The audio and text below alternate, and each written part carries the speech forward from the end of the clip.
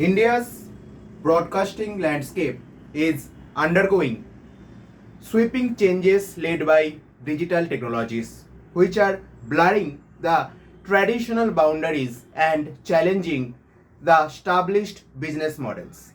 While consumers are readily shifting away from linear TV to the OTT platform, that is over the top or online streaming platforms, broadcasters are exploring newer ways to deliver content in a highly competitive market. However, the existing rules governing the different platforms are not uniform. For example, when it comes to content regulation, the traditional TV channels are regulated under the censorship rules. Okay, in the context, the proposed Broadcasting Services Regulation Bill of 2023 aims to put in place a comprehensive law to plug the regulatory gaps in digitized broadcasting sector. So today I am going to discuss this draft bill, what are its features and what kind of criticism came into front regarding this bill.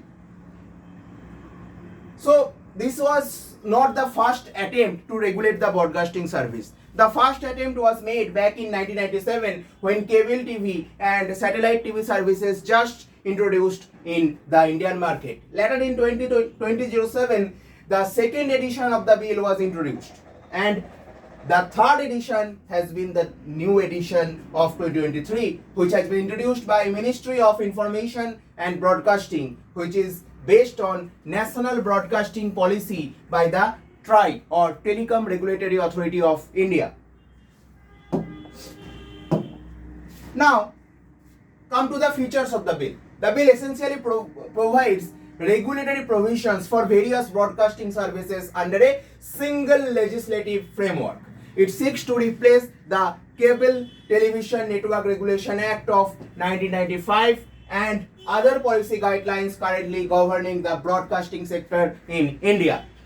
Moreover, the bill extends its regulatory purview to encompass the broadcasting OTT content, digital news and current affairs currently regulated through the IT rules of 2000.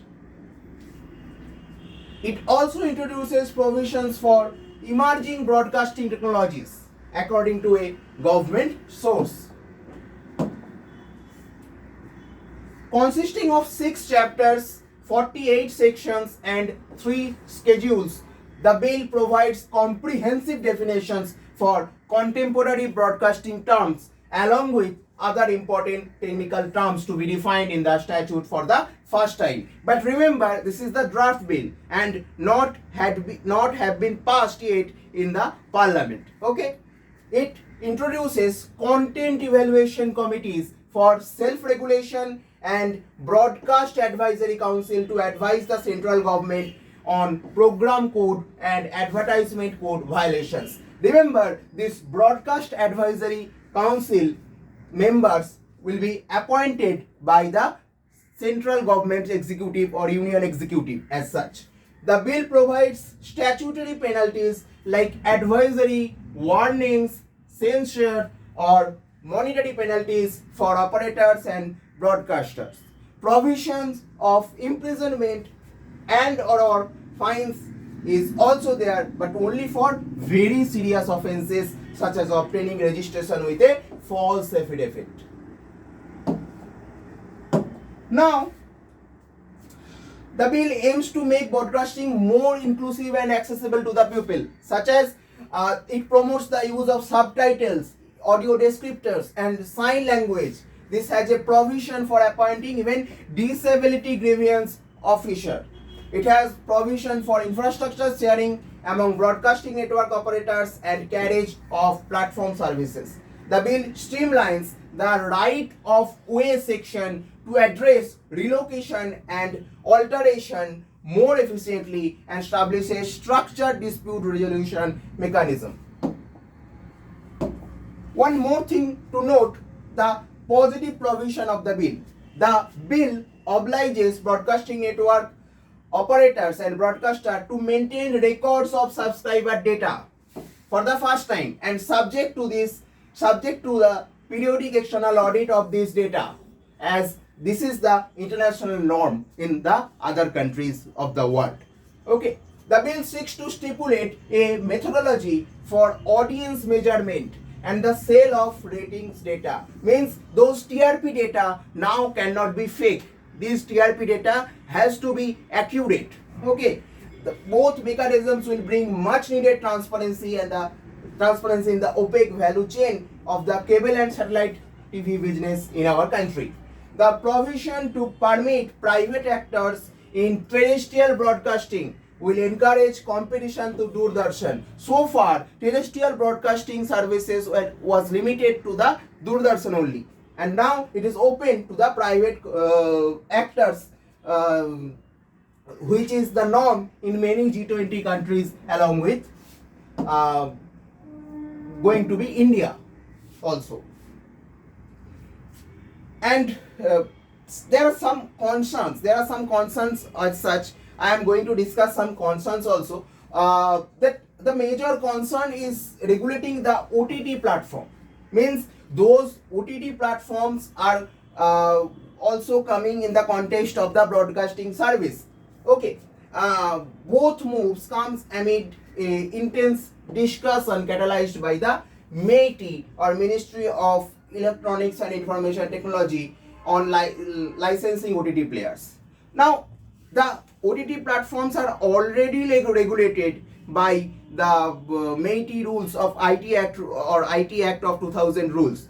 Now, if this new regulation is also covering the OTT platform, the OTT platforms may face the concern of over regulations, and MIB appears to poach on MeitY's jurisdiction, a territorial slugfest typical in countries with a fragmented regulatory architecture. So OTT platform may face the problem of over regulation by two ministries, by two rules. One is IT rules of 2000, and one is the new bill of the broadcasting services. Now come to the major criticism. So the bill completely lacks any guardrails to shield the privacy of subscribers. The bill for the first time has provided the feature to maintain the data for the subscribers for every company, every broadcasting service providers.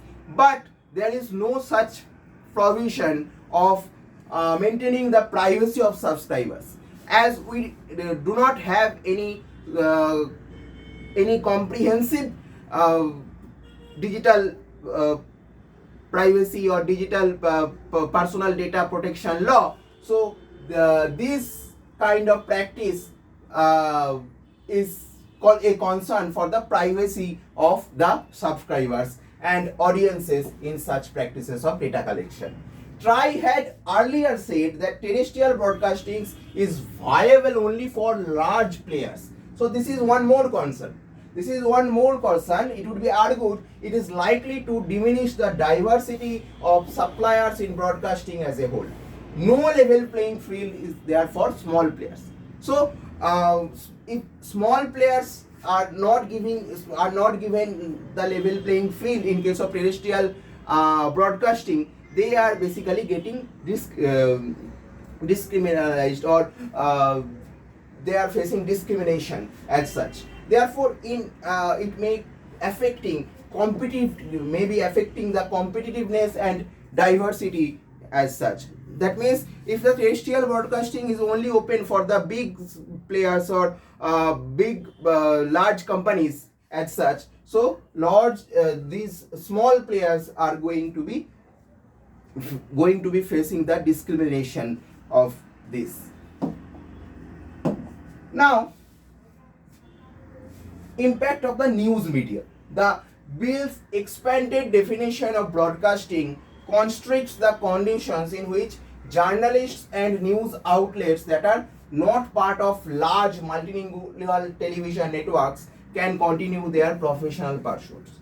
While it is fruitful for a news outlet to have an oversight body warranting content evaluation committee takes the bill in a questionable direction, mandating an internal body to self-certify news programming. Previously, it was a norm to self-regulate those news outlets. Okay, so when doing self-regulation, the news outlets or digital media outlets are not having so much cost affecting themselves. Now, if those news outlets have to set up a content evaluation committee, they have more cost involved along with this, and their privacy and their freedom of expression gets somehow affected due to this. Since the role of an internal oversight mechanism is to maintain the accuracy of news and quality of journalism, its design is best left to individual news outlets. Yes, it is true that this will help in curbing the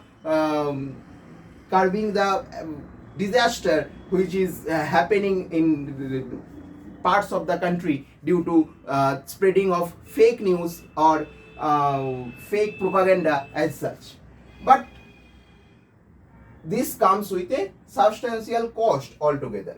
They could decide whether to design this along with the lines of an ombudsperson, as some newspapers attempted in the past, or akin to a reader's editor as practiced by few online news outlets. So it would be better to leave it for themselves only to decide here.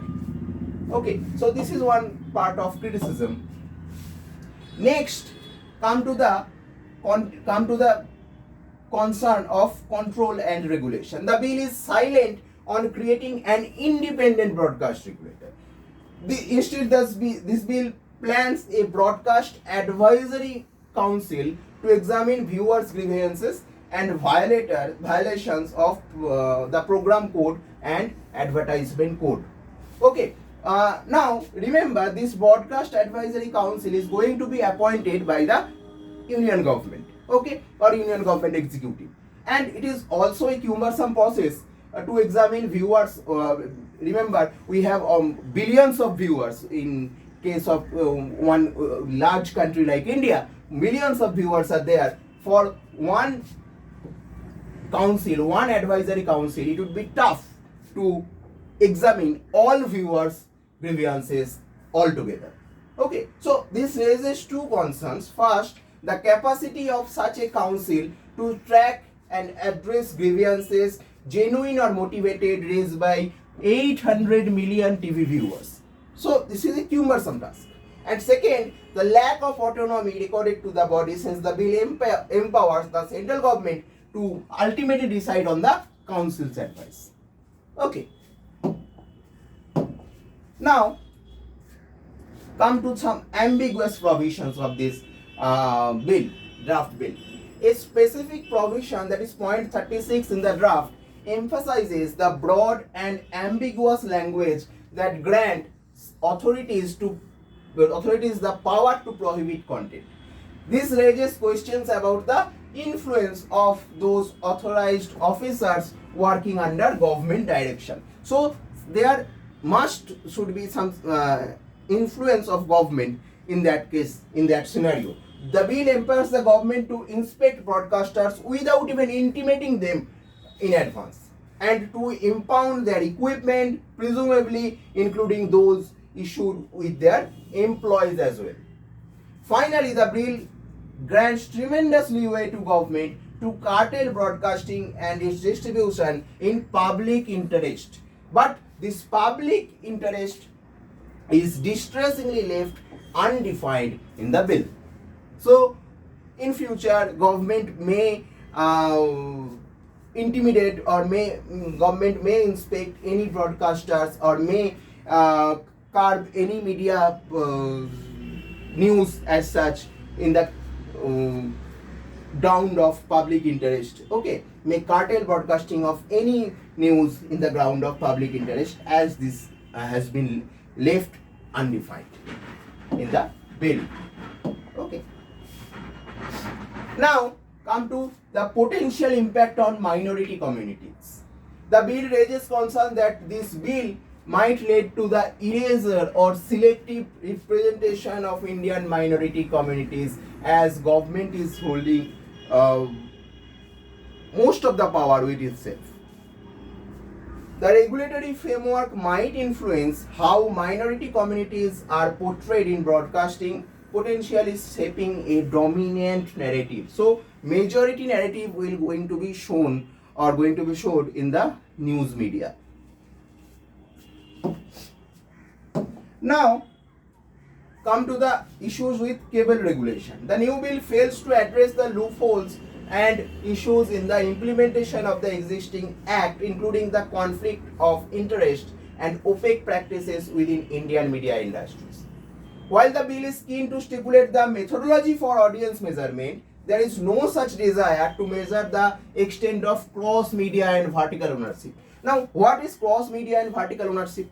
We don't know which news media is part of which news network, which large news network.